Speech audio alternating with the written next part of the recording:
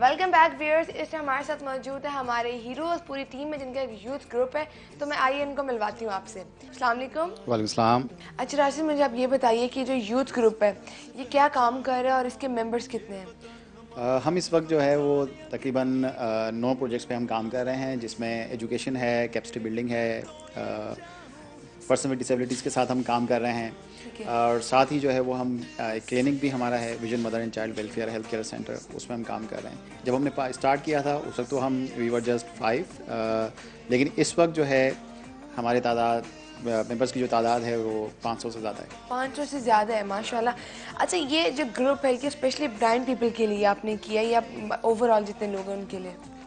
Actually जब हमने इसको स्टार्ट किया था तो उस वक्त हम स्पेसिफिकली ब्लाइंड लोगों के लिए काम कर रहे थे। अच्छा। लेकिन जैसे जैसे हम इसको आगे बढ़ाते गए, हमें और भी बहुत सारे इश्यूज़ हैं, जो सोशल इश्यूज़ हैं, जो हमें अपने इन्वायरमेंट में आसपास नज़र आते हैं।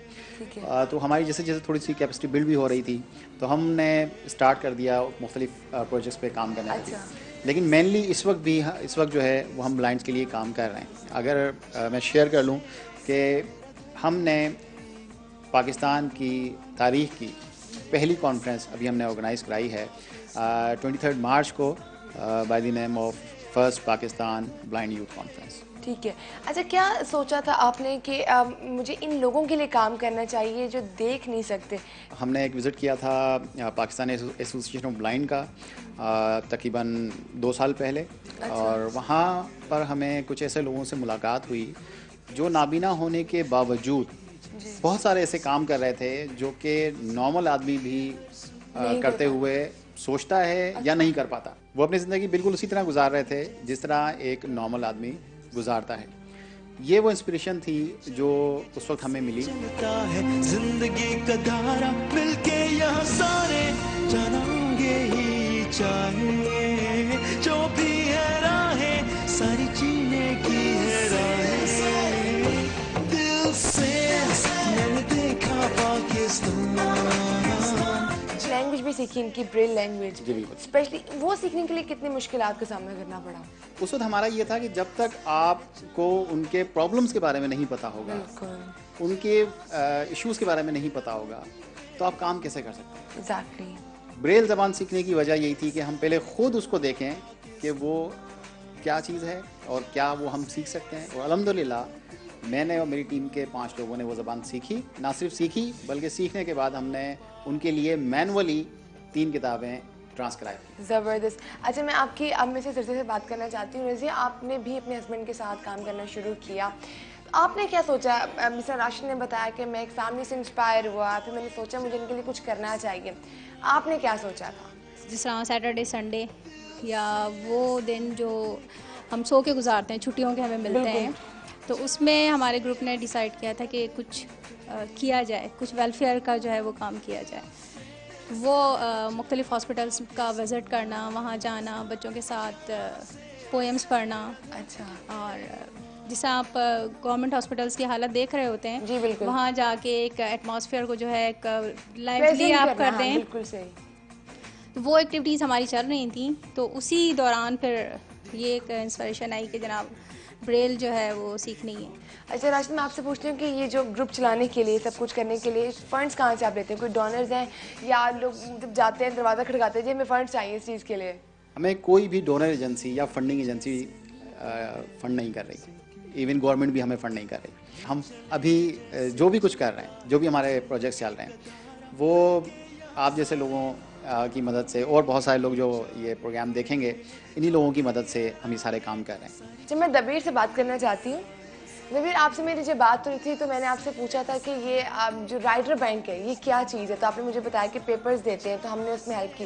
किस तरह आपने हेल्प की उन बच्चों की जो एग्ज़ाम्स दे रहे होते हैं, जो ब्लाइंड है?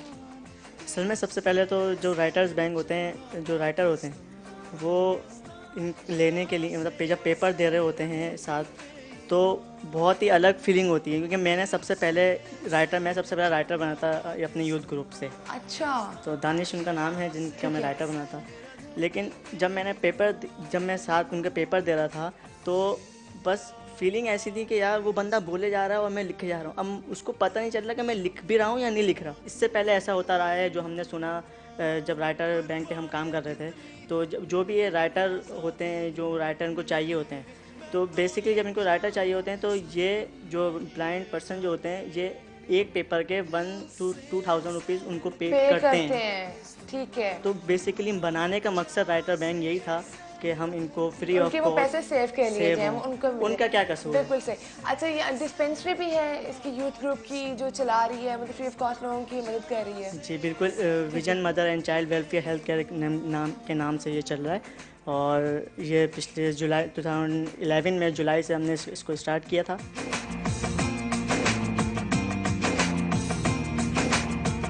देखो कैसे रंग रंग के फूल खिले, देखो कि कैसी खुशबू धीरे धीरे जैसे सुबह से शाम मिले, जहाँ जिंदगी है हर सू। राशिद, आपको एक अवार्ड भी मिला था active citizen of the year 2009 to 2010, ये किस बेस पे मिला था आपको?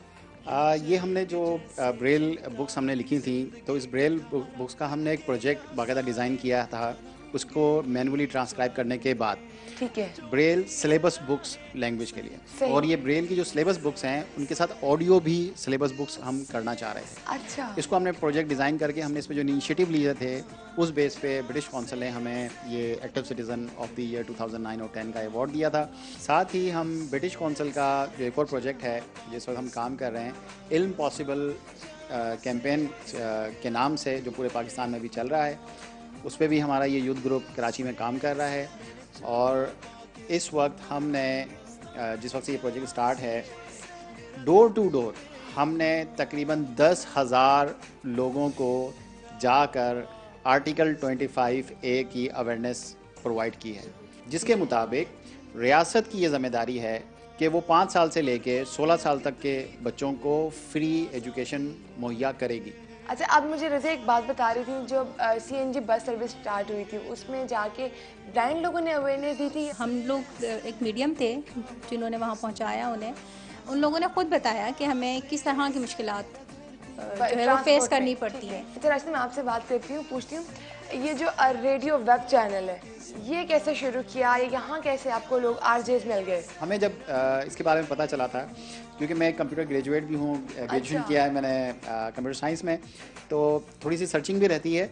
तो जब ये वेब रेडियोज़ के हवाले से जब मुझे पता चला था, तो मेरे एक ब्लाइंड साथी हैं जो एक और वेब रेडियो में काम करते थे, वो खुद RJ थे।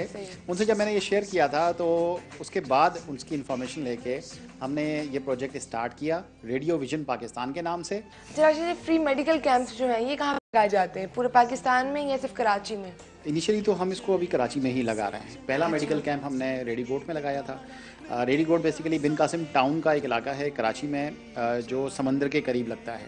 ठीक है। और वहाँ पे एक मिस्टीरियस किस्म की बीमारी की वजह से जो है वो 200 बच्चे डिसेबल हो चुके हैं। जब हमें इस न्यूज़ का पता चला था और जब हमने कैंप लगाया था, ये सिर्फ 20 दिन के अंदर हमने 12 डॉक्टर्स, जिसमें skin specialist, child specialist, gynaecologist, तमाम डॉक्टर्स मौजूद थे, एक प्रॉपर मेडिकल लेबॉर्ट्री हम साथ लेके गए थे अपने, और वहाँ जाके हमने 400 पेशेंट्स को ट्रीट किया था in a single day with medicine के साथ। ज़बरदस्त, thank you so much and I wish कि आप इसी तरह से काम करते रहें और इसी तरह से लोगों की मदद होती रहे, वो भी खुशी से आपको दुआएं देते रहे।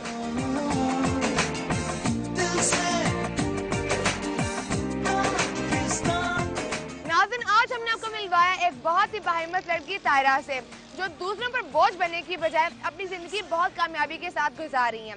व्यूअर्स, हमारे नौजवान अब बहुत ज़्यादा बाशऊर हो चुके हैं। वो पाकिस्तान को कायद-ए-आज़म का पाकिस्तान बनाने के लिए ना सिर्फ खुद अमल पैरा हैं, बल्कि दूसरों को भी इस तरफ माइल कर रहे हैं।